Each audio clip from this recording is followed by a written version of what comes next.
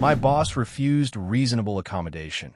ADA lawyer got me $90,000 settlement and company policy changed. My boss is leaning over the conference table, palms flat like he's about to flip it, and he says, if you can't handle basic expectations, maybe this job isn't for you, while HR stares at their laptops like the screens will swallow them whole. I can feel my pulse in my ears, hot and loud, and I'm squeezing my own fingers under the table hard enough to hurt, because if I don't anchor myself to something, I'm going to start shaking. My throat keeps doing this stupid thing where it tightens like I'm about to cry, which makes me furious because I'm not sad. I'm trapped. He has my accommodation request printed out in front of him like it's an accusation, and he keeps tapping the paper with one finger. Talp, talp, talp. Work from home 2 days a week. He reads out like it's a punchline. A 10-minute break after meetings longer than an hour, he adds, eyebrows up. He looks around the room, like he expects an audience to laugh with him. So you want special treatment? It's not special treatment, I say, and my voice comes out steadier than I feel. I'm aware of everything at once. How bright the overhead lights are, the scratchy collar of my blouse, the way my knee won't stop bouncing. It's a reasonable accommodation. He snorts. Reasonable for who? It's to manage my condition, I say, and I hate that I'm even explaining myself to someone who already decided I'm an inconvenience. HR finally looks up. We're here to talk through options. The woman from HR says, too cheerful, too rehearsed. Her name is Dana, and she has a stack of forms and a pen she keeps clicking like she's nervous too. My boss, Craig, doesn't even let her finish. The option is she does her job in the office like everyone else, he says, and then he looks directly at me. You're not disabled, Mia. You're dramatic. That's when I realize, in a cold, clean way, that he's going to keep saying it out loud until I believe it, until I stop asking, until I make myself smaller so he doesn't have to change anything at all. It was a Tuesday night when I first typed reasonable accommodation request template into Google, sitting on the floor of my bedroom with an ice pack pressed against my neck. I just come home from work with my vision shimmering at the edges, one of those warning signs my body gives me before everything goes sideways. I have vestibular migraines, which is a fancy way of saying my brain likes to pull the fire alarm for no reason. Sometimes it's pain, sometimes it's vertigo, sometimes it's nausea, so sharp it feels like humiliation. Bright lights, long meetings, constant screen glare, and stress are like throwing gasoline on it. My neurologists have been clear. Reduce triggers, build in recovery breaks, limit prolonged exposure to fluorescent lighting, and if possible, work from home part-time. Not because I'm lazy, because my body doesn't care about Craig's opinions. I didn't want to be that employee. I've been at the company almost 4 years. I was good at my job. I handled client reporting, dashboards, presentations, everything that made Craig look polished in front of upper management. I was the person he'd Slack at 10:47 p.m. with quick question that wasn't quick, and I'd answer because I wanted to be seen as reliable. I'd built my whole personality at work around being the dependable one, the calm one, the one who could take pressure without cracking. Except I was cracking. Quietly. In bathrooms. In my car. On the train home. Staring at my reflection in the window like I was watching someone else's life. The first time I asked Craig for help, I tried to make it easy for him. I didn't use legal words. I didn't say ADA. I didn't say accommodation. I said, hey, my neurologist thinks I need to adjust a couple things so I can keep performing at my best. I even added that corporate speak phrase, at my best, like it would soften the truth. He smiled like he was being generous and said, sure, drink more water. I laughed because I thought he was joking. He wasn't. After that, it got weird fast. I started wearing tinted glasses at my desk because the overhead lights made my brain feel like it was buzzing. Craig walked by and said, nice sunglasses, in this tone that made 2 people nearby snicker. When I excused myself from a meeting after an hour because my vision was warping and my ears were ringing, he waited until I came back and said, loudly, glad you could join us again, like I'd gone on a spa break. I tried to push through anyway, because that's what you do when you've been trained your whole life to prove you're not difficult. I took anti-nausea meds that made me sleepy. I stared at screens until my eyes throbbed.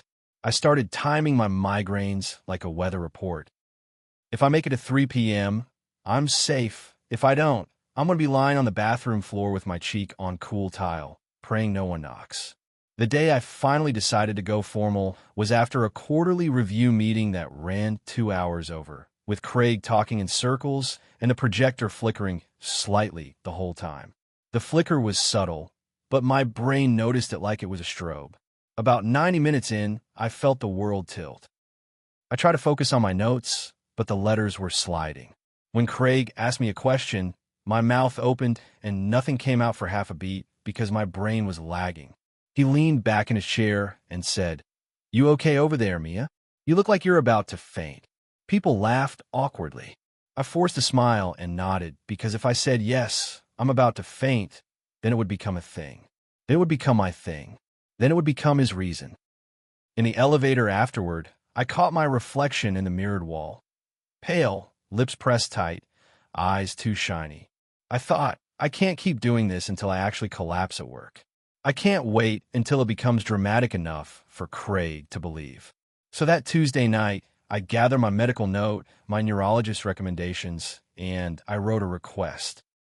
I asked for 2 days remote work per week, permission to take short breaks during long meetings, and an adjustable desk lamp so I could turn off the overhead light directly above my workstation.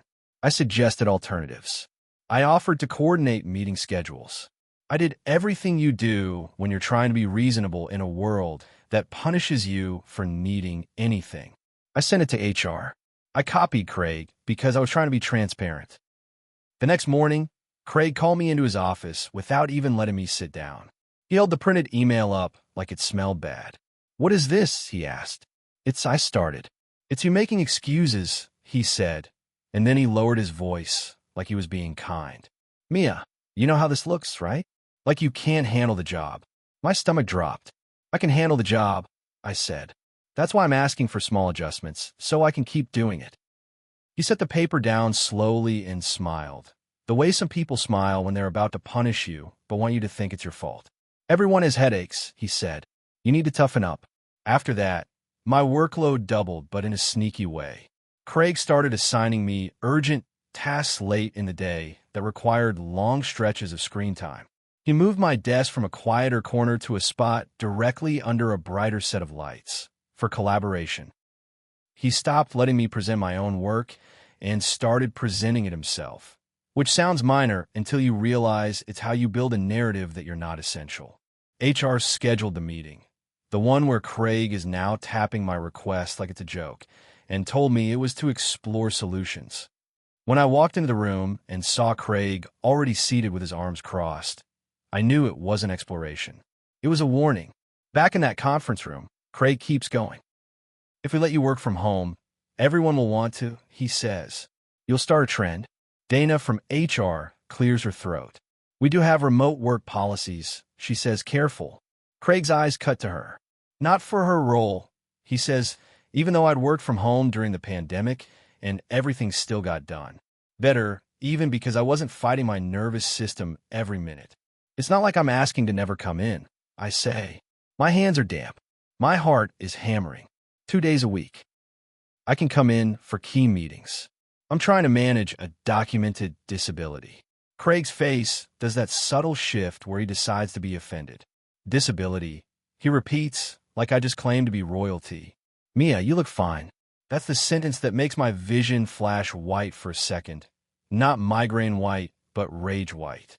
Because it's so stupid and so cruel at the same time. Because if I looked not fine enough for him, I'd probably be in a hospital. Dana murmurs something about interactive process. Craig waves it away. "We're done," he says. "Request denied." It's so blunt my brain struggles to catch up. Just like that, I hear myself say. Craig stands, gathering his papers. "Just like that," he says. "And for the record, if your performance slips because of whatever this is, we'll address it." He leaves. Dana gives me a tight, apologetic smile like she's watching a car crash on the sidewalk. "We can revisit this later," she says, which is HR language for "we won't unless you force us." I walk back to my desk in a haze. My coworker Jenna looks up and mouths, "You okay?" I nod automatically even though my hands are shaking and my ears are ringing. I sit down and the overhead lights feel like needles. A wave of dizziness rolls through me so hard I grip the edge of the desk. When I get home that night, I don't cry right away. I do something worse. I start doubting myself. I replay Craig's words. You look fine. Everyone has headaches. You're dramatic. I imagine being labeled difficult, unreliable, a liability. I imagine being fired and having to explain over and over why I'm unemployed. I imagine my parents saying, maybe you should just push through. Then my phone buzzes. An email from HR. Subject line, accommodation request outcome. The body is 3 sentences long. They reviewed. They determined. They are unable to approve. No explanation. No alternatives. No conversation. Just a corporate door slamming shut. Something in me snaps into place. Not anger exactly, clarity. I open a new folder in my email and label it work. I drag the denial email into it. I screenshot the calendar invite for the HR meeting. I forward myself the message Craig sent earlier that day assigning me a time-sensitive task at 4:52 p.m. with a note saying, this needs to be done tonight. I start documenting. Not because I'm plotting revenge. Because I'm finally understanding that if I don't build a record, Craig will build one for me. The next few weeks feel like a slow squeeze. Craig keeps making comments in meetings. Hope you can stay with us the whole time today. Do we need to dim the lights for Mia? He laughs like it's harmless. Other people laugh because they're scared not to. I start taking my breaks anyway, because my neurologist's advice didn't change just because Craig's ego got bruised. Each time I stand up, I can feel Craig's eyes on my back like a laser. Then HR schedules another meeting. This time, Dana tells me Craig has concerns about my engagement. Engagement. Like I'm not smiling enough while being mocked. In that meeting, Craig slides a performance improvement plan across the table like he's presenting evidence. It's full of vague phrases. Needs to be more responsive, must demonstrate resilience, should manage time better. There's nothing concrete because I've been doing my work. The only thing that's changed is I asked for help. I take the paper, my fingers numb. This is retaliation, I say before I can stop myself. Craig's smile is thin. No, he says. This is accountability. That night, I sit on my couch with my laptop open and type ADA retaliation lawyer near me. My hands are trembling, but it's not fear now. It's adrenaline. It's the weird calm you get when you finally admit you're in a fight you didn't ask for. The lawyer I end up calling is named Marisol Grant. Her voicemail greeting is blunt. If you've been denied a reasonable accommodation or retaliated against for requesting one, leave a message. No fluff. No, we care. Just facts. When she calls me back the next day, I'm in my car on my lunch break, engine off, windows fogging slightly because I'm breathing too hard. She asks me what happened. I tell her, and I can hear myself trying to minimize like I'm still negotiating for permission to be harmed. Marisol interrupts gently. Do you have documentation? She asks. Yes, I say, and it's the first time that word feels like power. Good, she says, because what you're describing sounds like a failure to engage in the interactive process and possible retaliation. I swallow. Am I overreacting? I ask because the brainwashing runs deep. Marisol's voice doesn't change. No, she says. You're responding to a workplace that's ignoring federal law. Hearing someone say that, federal law, makes me dizzy in a different way. Like the ground shifts. Like this isn't just me being dramatic. Like there are rules, and Craig isn't above them. Marisol tells me she can't promise outcomes. She tells me every case depends on evidence. She tells me if I want to proceed, we'll start with an EEOC charge and request mediation. She says it like she's telling me the weather. It's oddly comforting. I sign with her a week later. She doesn't make me feel heroic. She makes me feel prepared. She gives me a checklist, timeline, emails, meeting notes, witness names. She tells me not to talk about the case at work. She tells me to keep doing my job. She tells me, let them hang themselves with their own words. I file the EEOC charge. It feels surreal, like I'm stepping into a world of formal consequences. When the company gets notified, Craig stops making jokes for about 3 days. Then he starts acting like I betrayed him personally, which is rich coming from a man who tried to push me out for needing brakes and dimmer lighting. He calls me into his office and closes the door. "I thought we could handle this internally," he says, voice soft, like he's disappointed in me. I stand there, hands clasped in front of me, so he can't see them shake. "We tried," I say. His eyes narrow. "You're making a big mistake," he says. "People talk. Industries are small." I just look at him. I want to say, "You're threatening me." I want to say, "This is exactly why I needed a lawyer." But I don't.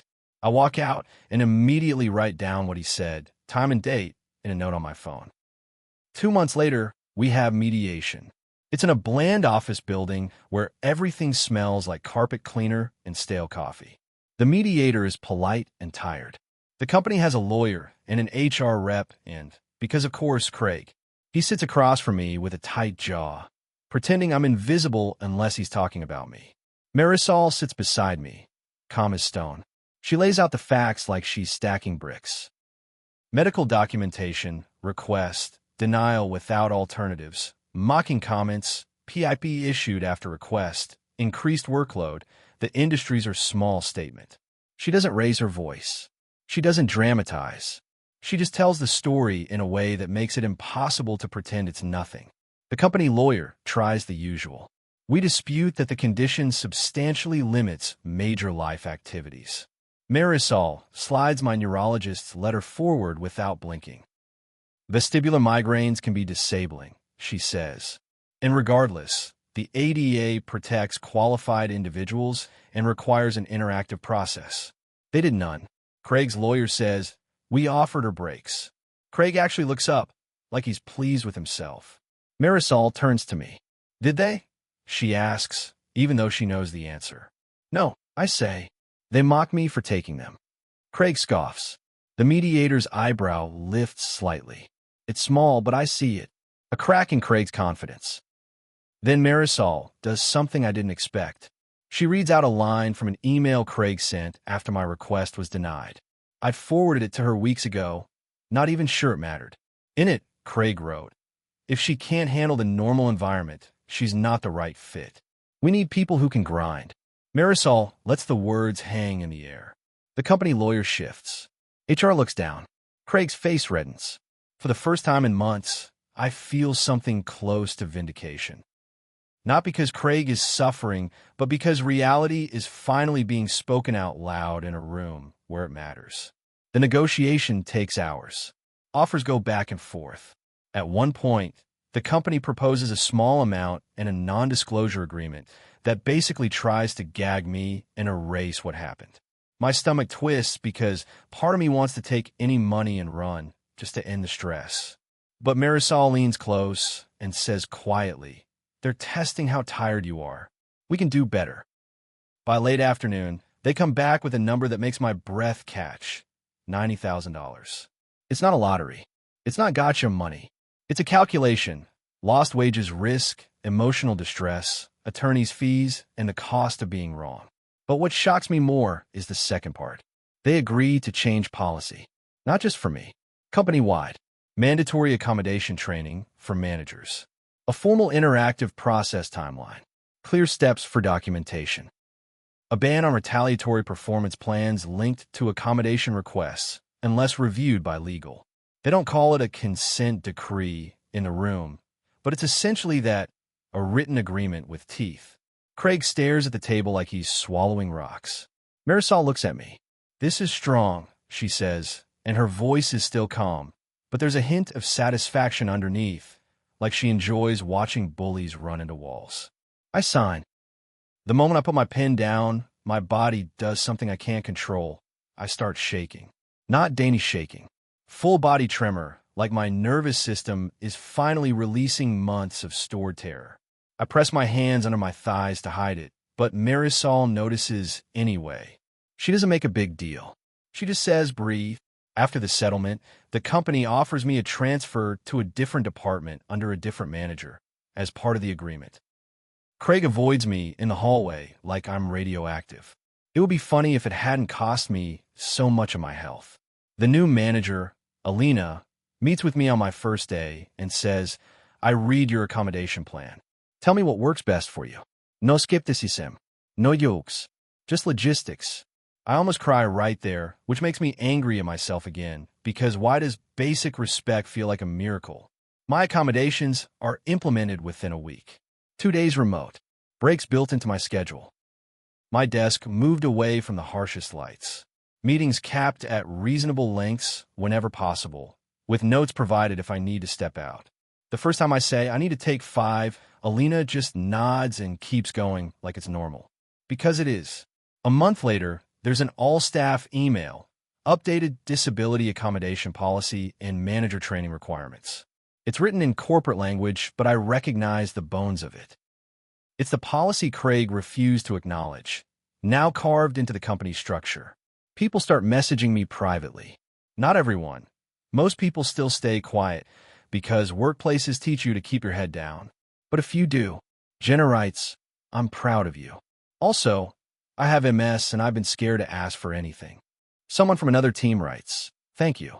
I didn't know we had rights. That's when the story shifts in my head from I survived Craig to Craig wasn't the only problem. The system was built to protect him. The silence protected him. The idea that needing help makes you weak protected him. I didn't change the world, but I did something. Craig, last I heard, got coached. Not fired. Not publicly punished. Just coached, which is corporate for, we can't admit wrongdoing, but we need you to stop creating legal exposure. Part of me wants him to face consequences that feel equal to what he put me through. Another part of me knows the real consequence is that he can't do it so easily anymore. He knows there's a paper trail now. He knows employees talk. He knows you look fine isn't a defense. Sometimes I still get angry randomly, like when I'm sitting at my desk at home on a remote day and I realize I'm not nauseous, not dizzy, not fighting my body just to exist. I'll think about how simple it was. How it would have cost Craig basically nothing to say. Okay, let's figure it out. How he chose cruelty instead, because cruelty made him feel powerful. But mostly, I feel this steady, unfamiliar thing, safety. And if anyone reading this is thinking, this sounds extreme, or would a company really do that? I want to say something honest in the messy Reddit way. I didn't think this would happen either. I thought I'd ask nicely, get denied, and then quietly burn out and leave. That's what Craig was counting on. He wanted me exhausted. He wanted me doubting myself. He wanted me to quit so he could tell whatever story made him look clean. Instead, I kept receipts. I got a lawyer who didn't flinch at his nonsense. And now there's a policy in place at that company that exists because one manager couldn't handle the idea that an employee's body doesn't obey his ego.